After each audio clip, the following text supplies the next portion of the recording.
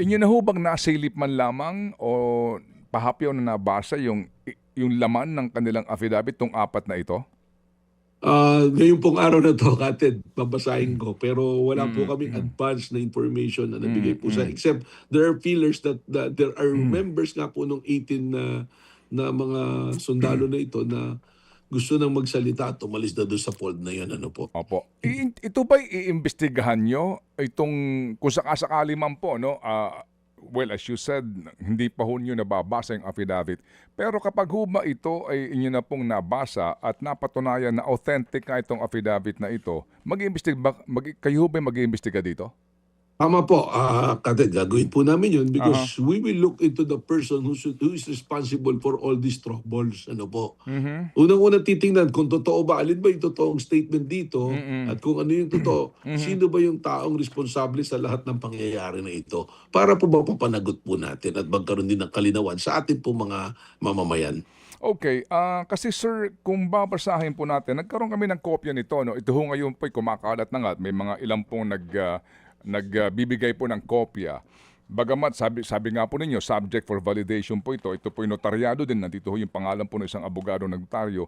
Pero sa kanila pong kwento, maliban doon sa kanila pong pagsasabi, ito po'y aligasyon nito pong sinasabing apat, isa yung identified kasi hindi nabura yung pangalan sa mga dokumento.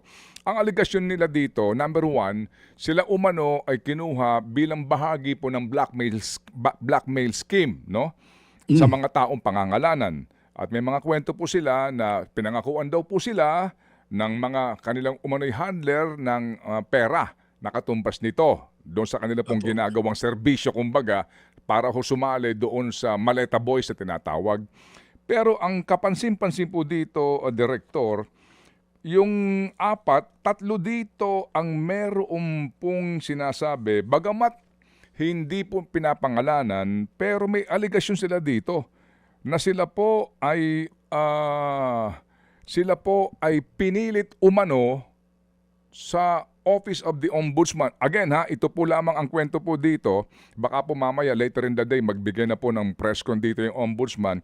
May aligasyon sila dito na meron daw pong umano'y abogado, nagpakilala na abogado doon sa Ombudsman nung maghahain na ng affidavit para ho kila Martin Romualdez et al.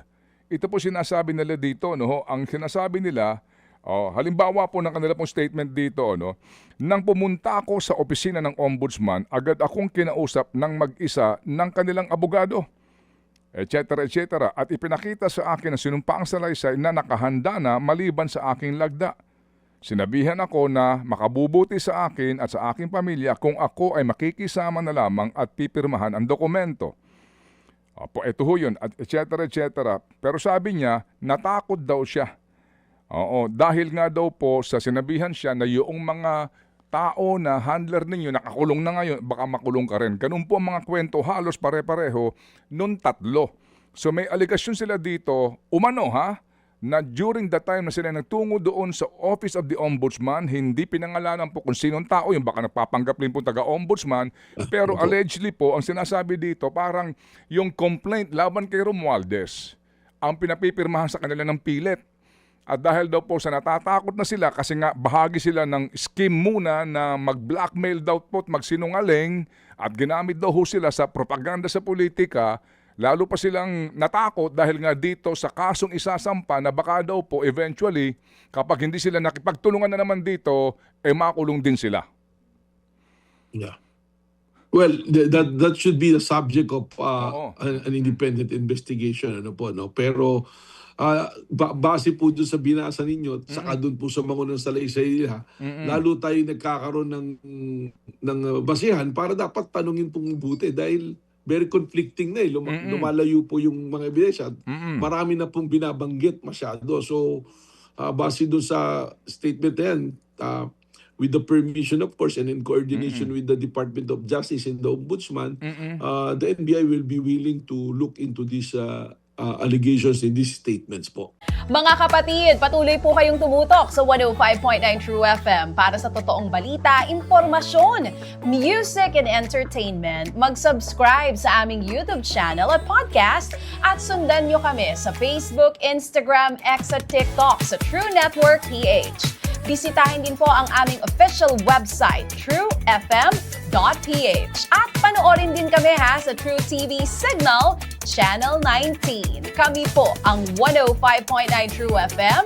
Laging true sa'yo, kapatid.